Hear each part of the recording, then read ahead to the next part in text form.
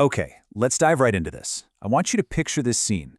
It's a seemingly normal October afternoon back in 2013, inside a quiet neighborhood public library in San Francisco. There's a 28-year-old guy in jeans and a t-shirt typing away on his laptop. Honestly, he looks just like any casual college student cramming for an exam. But on his screen, an admin panel processing billions of dollars in illegal, untraceable transactions. Welcome to our explainer on the dramatic rise and the catastrophic fall of the Silk Road. In exactly 10 seconds, the peace and quiet of that Glen Park library turned into absolute chaos. Two undercover FBI agents, who were stationed right next to this young man, suddenly staged a loud, aggressive lover's quarrel. I mean, they were really going at it. Naturally, everyone in the library looked over, including our target, and that split-second distraction, it was all it took. A female agent swooped in from behind, snatched his open, unencrypted laptop right out from under his hands, and caught the mastermind completely red-handed. The man in handcuffs was Ross Ulbricht, and that empire glowing on his screen was the world's largest online illegal marketplace. Part 1. The birth of the Silk Road. So, how exactly does a brilliant, seemingly normal American student transform into a digital kingpin? Well, the answer doesn't actually lie in greed, at least not initially. It started with a radical ideology. Ross Ulbricht was born in Texas in 1984 to a solid middle-class family. He was incredibly smart, earning a physics degree from the University of Texas before entering a materials science PhD program at Penn State in 2009. But right around 2010, something shifted in him. Ross became absolutely obsessed with extreme libertarian philosophy. He started believing deeply in absolute, unrestricted freedom. To him, the government had zero right to tell anyone what to buy, sell, or consume. He was so consumed by this idea that he literally dropped out of his promising PhD program, moved back to Austin, and decided he was going to build a truly free market.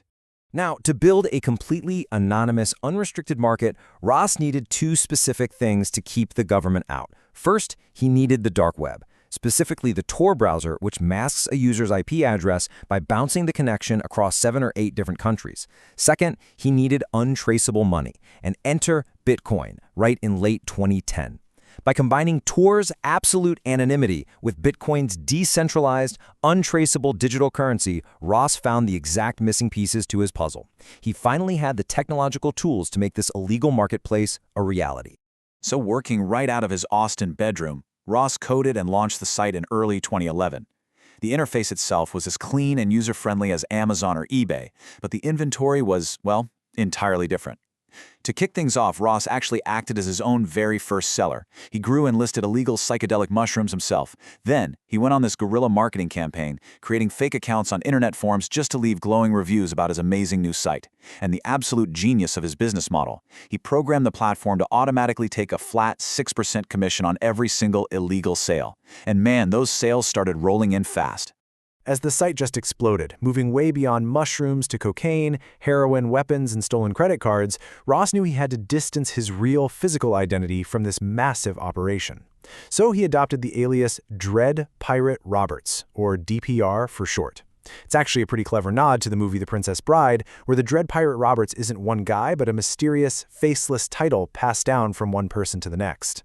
Practically overnight, he became this nameless, faceless digital kingpin, quietly raking in millions of dollars in commissions while safely sitting behind a screen. Section 2. A cat and mouse game. As the Silk Road began generating literally billions of dollars in illicit trade, you better believe it caught the attention of the world's most powerful law enforcement agencies. The stakes were getting incredibly high. But what's really fascinating here is the law of unintended consequences. In June of 2011, Senator Chuck Schumer held a major press conference demanding a federal crackdown. He called the Silk Road the most brazen attempt to peddle drugs online that we have ever seen. But the irony? This huge public condemnation completely backfired. It acted as massive, global free advertising. Traffic to the Silk Road spiked tenfold practically overnight. Suddenly, you've got the FBI, the DEA, and the IRS all on a massive, highly frustrating hunt to find a digital ghost.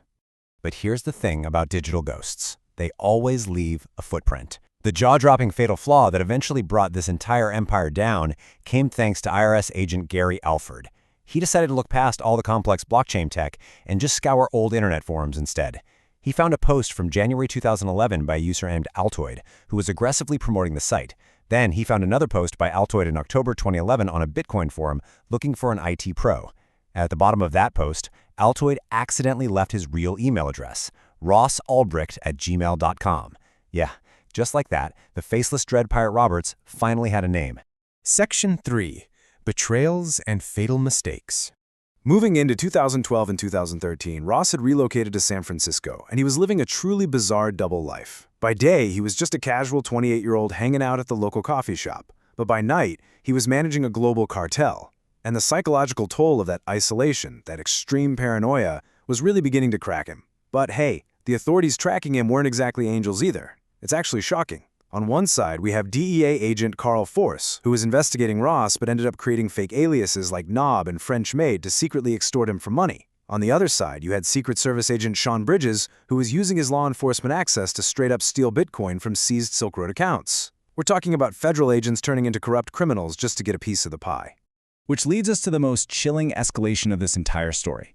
Ross's paranoia finally reached a boiling point when one of his employees, Curtis Green, was arrested by the DEA. Fearing Green was going to talk and bring the whole thing down, Ross contacted a high-level smuggler on his site. But plot twist, that smuggler was actually the corrupt DEA agent Carl Force in disguise. Ross paid him $80,000 in Bitcoin to execute a hit on his own employee. The corrupt agents then staged these gruesome fake torture photos of Green, sent them to Ross, and Ross released the final payment. He fully thought he had just ordered a murder. In a chat log later recovered by the FBI, Ross literally wrote, "I am pissed I had to kill him, but what's done is done." Think about that for a second. This marks the complete and total transformation of Ross Ulbricht. He didn't start out violent at all, but absolute power totally corrupted his absolute freedom. The idealistic libertarian who just wanted a free market had officially crossed the line, becoming a ruthless digital drug lord, willing to order hits to protect his empire. Section 4. The Final Verdict. After that dramatic 10-second arrest in the San Francisco library back in October 2013, Ross was brought to trial in New York in January 2015. And the evidence against him? It was an absolute mountain. Just look at what they recovered from the laptop seized at the library. We're talking meticulously kept ledgers detailing over $174 million in profits, the exact cryptographic private keys controlling all the money, the chat logs of the hit orders, and perhaps the most damning piece of all, his personal diary entries.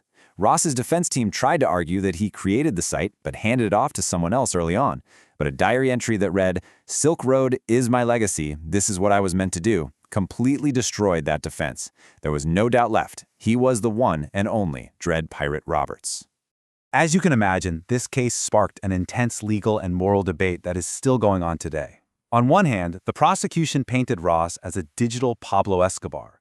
To them, he was the highly dangerous head of a massive criminal enterprise that facilitated violence and peddled millions in illegal drugs.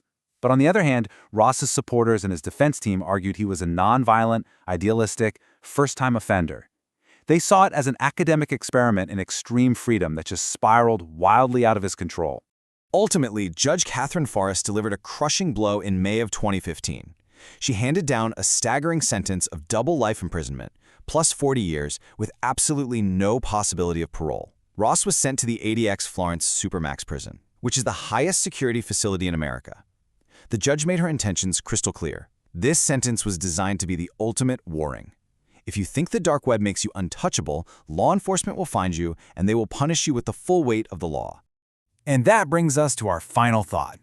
The Silk Road story isn't just about a website being shut down. It is a mirror reflecting the extreme edges of our internet age. It leaves us with a really profound question. Does the creator of a digital platform deserve the exact same fate as a violent real-world cartel boss? Where exactly do we draw the line between absolute freedom and the dark consequences of technology when it falls into the wrong hands? It's a massive debate about the true cost of unregulated innovation. And honestly, it's one that should leave all of us wanting to dig a little deeper.